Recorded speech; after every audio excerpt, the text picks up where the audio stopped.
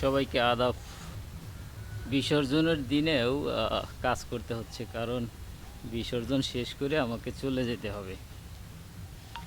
বিসর্জন শেষ করার পরে আমি শ্বশুরবাড়িতে যাব, সেখান থেকে ঢাকায় চলে যাব শনিবারে।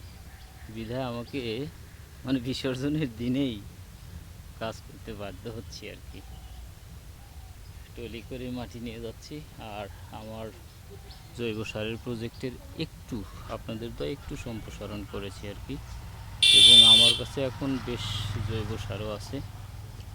আপনাদের হয়তো বা প্রয়োজন পড়তে পারে, আর প্রয়োজন পড়লে আমার সঙ্গে যোগাযোগ করবেন।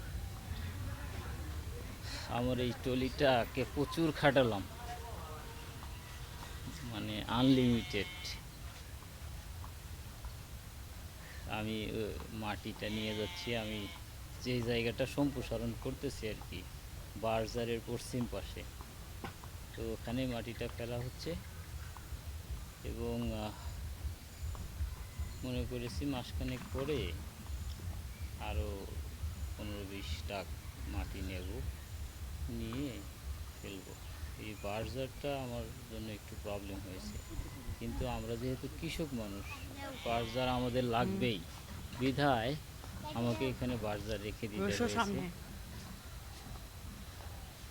তো যাই হোক, ভালো থাকবেন সবাই, দোয়া রাখবেন যেন আমি আমার লক্ষ্যে পৌঁছাতে পারি। ধন্যবাদ।